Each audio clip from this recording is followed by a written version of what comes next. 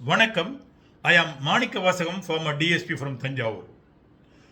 நிர்வாக அதிகார வர்க்க அதிகாரிகள் எந்த சட்டத்தை செயல்படுத்துவதற்காக அவர்கள் அங்கு அமர வைக்கப்பட்டிருக்கிறார்களோ அச்சட்டத்தில் உள்ள விஷயங்களை மீறுகின்ற பட்சத்தில், அச்சட்டத்தை செயல்படுத்த தவறுகின்ற பட்சத்தில், அதனால் பாதிக்கப்படுகின்ற ஒரு அப்பாவி மனிதன் அவனுக்கு நிவாரணம் அளிக்கக்கூடிய வகையிலே ஒரு சட்டம் ஒன்று 2013 புதிதாக இந்திய தண்டனை சட்டத்தில் உட்புகுத்தப்பட்டது.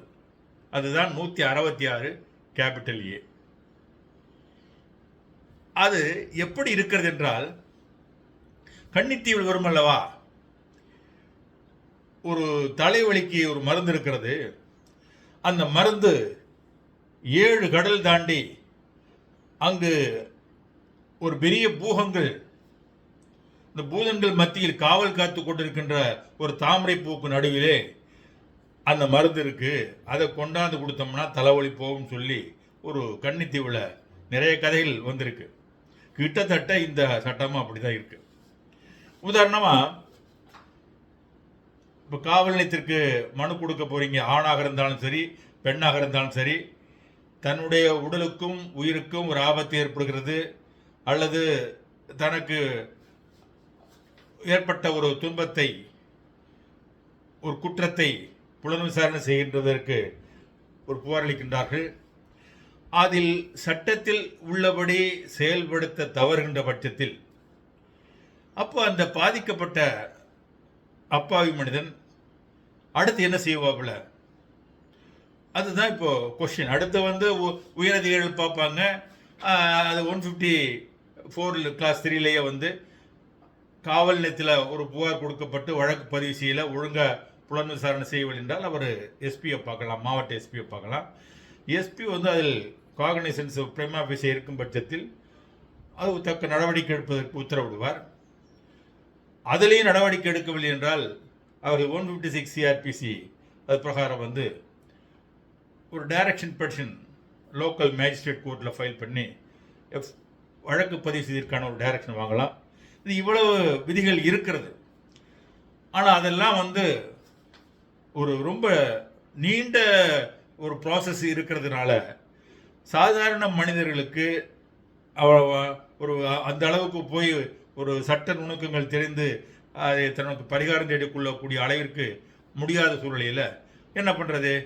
அப்போது ஒரு சட்டம் 2013 தான் 166 கேபிட்டல் ஏ என்று ஒரு ஐபிசி என்று ஒரு சட்டத்தை உருவாக்கினார்கள். தற்பொழுது அது பிஎன்எஸ்ல 199 பிஎன்எஸ் ஆக மாறி இருக்கிறது.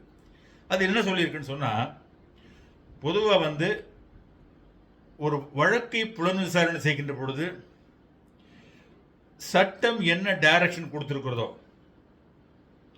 சட்ட புத்தகத்தில் என்ன டைரக்ஷன் கொடுத்துருக்கிறதோ அந்த டைரக்ஷனுக்கு டிசோபை பண்ணாமல், இந்த டைரக்ஷன் டிசோபை பண்ணாமல் ஒழுங்காக பாரபட்சம் இல்லாமல் புலன் விசாரணை பண்ணணும். அடுத்தபடியாக, இப்போ ஒரு வழக்கின் புலன் விசாரணைக்கு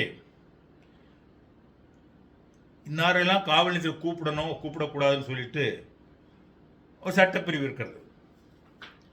160 சிஆர்பிசி அதில் ஏற்கனவே சொல்லியிருக்கிறாங்க.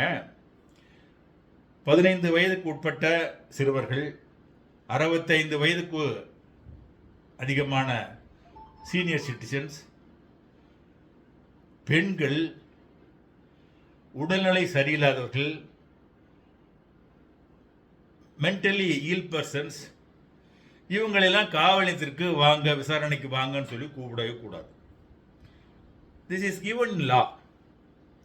இந்த சட்டத்தை அவர்கள் பின்பற்ற வேண்டும். அதையும் மீறி சில பேர் என்ன பண்ணுறாங்க, சம்மன் பண்ணுறாங்க, பெண்களை காவல் நிலையத்துக்கு வாங்கன்னு சொல்கிறாங்க, அல்லது சீனியர் சிட்டிசனை கூப்பிடுறாங்க. இது எகென்ஸ்ட் லா.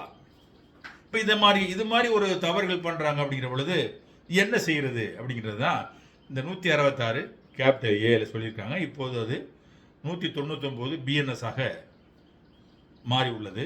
ஒரே கண்டென்ட் தான், அந்த ஆர்டர் தான் மாறி இருக்கு. இப்போ அதை அடுத்து அதே மாதிரி சில பெண்கள் தங்களுக்கு எதிராக ஏற்பட்ட சில குற்றங்கள் தொடர்பாக புகார் கொடுக்க போனால் செகண்ட் தாட் கிடையவே கிடையாது. You should register FIR. The SHO should register FIR. There is no second thought. நீ இன்வெஸ்டிகேஷனில் வேணா அது உண்மையா பொய்யாங்கிறத நீ முடிவு பண்ணிக்க. உண்மையா இருந்தால் சார்ஜ் ஷீட்டை போடு, பொய்யா இருந்துச்சுன்னா பார்ஷியாலிட்டி இல்லாமல் இன்வெஸ்டிகேஷன் பண்ணி அது பொய்யா இருக்கும் பட்சத்தில் you could refer the case also. உண்மையாக இருக்கும் பட்சத்தில் கண்டிப்பாக அது நீதிமன்றத்தில் குற்றப்பத்திரிகை சமர்ப்பிக்க வேண்டும். இப்போ எஃப்ஐஆர் போடுறது இல்லை அப்படின்னு வச்சுங்களேன், அடுத்த ரெமெடி என்ன அப்படிங்கிறது தான் இந்த 199 பிஎன்எஸ் பழைய ஐபிசியில் 166 கேபிட்டல் ஏல அது சட்டப்பிரிவு இருக்கு. அதில் இதையெல்லாம் செய்யாத அந்த காவல் நிலைய அதிகாரி ஒரு புகாரை வாங்கிட்டு எஃப்ஐஆர் போடலை, அல்லது எஃப்ஐஆர் போட்டு அது சட்டத்தில் உள்ளபடி உள்ள டைரக்ஷன் படி புலன் விசாரணை செய்யலை, அல்லது என்னென்ன செய்யக்கூடாதுன்றது அதையெல்லாம் வந்து செய்கிறாரு அப்படின்னு சொன்னால் அவர் 2 வருடங்களுக்கு தண்டனை அளிக்கக்கூடிய ஒரு கிரிமினல் குற்றத்தை செய்த குற்றமாக கருதப்பட வேண்டும். அப்படின்னு தான் 166 கேபிட்டல் ஏ தற்பொழுது 199 பிஎன்எஸ் குற்றமாக தனியாக ஒரு பிரிவு ஏற்படுத்தி அதை ஒரு இன்சர்ட் பண்ணியிருக்கிறாங்க. அதில் cognizable offence, bailable, triable by any court அப்படிங்கிற அது ஒரு விவரம்லாம் கொடுத்துருக்காங்க. காக்னிசபிள் அஃபென்ஸ் மீன்ஸ் என்ன? பர்மிஷன் இல்லாமல் எஃப்ஐஆர் போடலாம். சரி, இப்போ இதில் பாதிக்கப்பட்ட அந்த ஒரு சாதாரண அப்பாவி மனிதன் காவல் அதிகாரி இந்த 199 பிஎன்எஸ் குற்றத்தின் கீழ் ஒரு தவறை செய்திருக்கிறாரு என்று வைத்துக் கொள்ளுங்கள். எஃப்ஐஆர் போடலை, கொடுத்த புகாரை வாங்கி எஃப்ஐஆர் போடலை. எஃப்ஐஆர் போட்டாலும் அதை சட்டத்தில் உள்ளபடி செயல்படுத்தலை. ஏன்னா அதை வந்து சட்டத்தில் இதை செய்யக்கூடாது என்று சொல்வது அதை செய்கிறார் அப்படின்னு சொன்னால் எஃப்ஐஆர் கொடுக்கறதுக்கு யார்கிட்ட போய் புகார் கொடுப்பார்? அவர் அந்த அதே காவல் நிலையத்தில் போய் அவர் மேலே புகார் கொடுக்க முடியுமா? கொடுத்தா அங்கே அவன் இருக்க முடியுமா அந்த அப்பாவி மனிதன்? சரி, அடுத்த எஸ்பிகிட்ட போய் கொடுக்கலாம்னா திருப்பி அது புகார் அங்கே தான் கரண்ட் பேப்பராக அங்கே தான் வரப்போகுது. யாரிடம் போய் புகார் கொடுப்பது என்பது குறித்த விளக்கம் அந்த சட்ட புத்தகத்தில் இல்லை. அதாவது அப்போ நான் கூட ஒருவேளை conditions required for criminal proceedings சொல்லிட்டு சிஆர்பிசி வரும் இல்லையா, 197 அதில் வரும். அதில் ஒருவேளை இது முன்னனுமதி வாங்கித்தான் எஃப்ஐஆர் போடணும்னு இருக்கோ அப்படின்னு சொல்லி பார்க்கின்ற பொழுது இந்த சட்டப்பிரிவு 199க்கு முன் அனுமதி தேவையில்லை.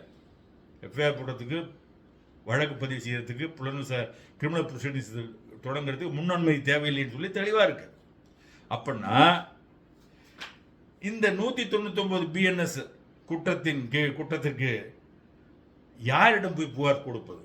பாதிக்கப்பட்ட மனிதன், சாதாரண ஒரு XRY, ஒரு இன்னோசென்ட் மேன், ஒரு அப்பாவி பெண், யார்கிட்ட போய் புகார் கொடுப்பார்? அவர் எந்த காவல் நிலையத்தில் புகார் வாங்க மறுத்தார்களோ அவர்கள்ட்ட போய் புகார் கொடுக்க முடியுமா? இல்லை, அங்கே உயரதிகாரிகிட்ட கொடுத்தாலும் அது உடனடியாக எஃப்ஐஆர் போடுவதற்கு திருப்பி அங்கே தான் வரப்போகுது. கரண்ட் பேப்பர் என்ற அடிப்படையில் அங்கே தான் வரப்போகுது, ருட்டீனாக கொடுத்துருவாங்க அங்கே. அப்போ இது யாரிடம் சென்று இது புகாரை கொடுக்க வேண்டும், அதில் எஃப்ஐஆர் யார் போடணும், யார் இன்வெஸ்டிகேட் பண்ணணும் என்பது குறித்த விளக்கம் அந்த சட்டம் உருவாக்கினவங்க தெளிவாக கொடுக்கல. அது ஒரு இது எப்படின்னு சொன்னால், நீ மருந்து கொடுக்குறீங்க, அந்த மருந்தை எளிதில் கிடைக்கிற மாதிரி கொடுங்க. கன்னித்தீவில் உள்ள மாதிரி மருந்து இருக்கு, ஆனால் 7 கடல் தாண்டி பூதங்கள் காத்து நிற்கின்ற ஒரு தாமரை பூக்கு உள்ளே போய் இருக்குங்க, அதை கொண்டு வந்தால் தான் அதை குணப்படுத்துங்கிற மாதிரி நிலைமையில தான் இந்த சட்டப்பிரிவு 199 பிஎன்எஸ் இருக்கிறது. அதை சட்டம் இயற்றுகின்ற இடத்தில் இருப்பவர்கள் மறு ஆய்வு செய்து அதற்கான வழிமுறைகளை அதே சட்டத்தில் ஒரு சப்கிளாஸ் ஒன்றை இன்சர்ட் செய்ய வேண்டும் என்று இந்த வீடியோவின் வாயிலாக அரசின் கவனத்திற்கு கொண்டு செல்கிறேன். நன்றி, வணக்கம்.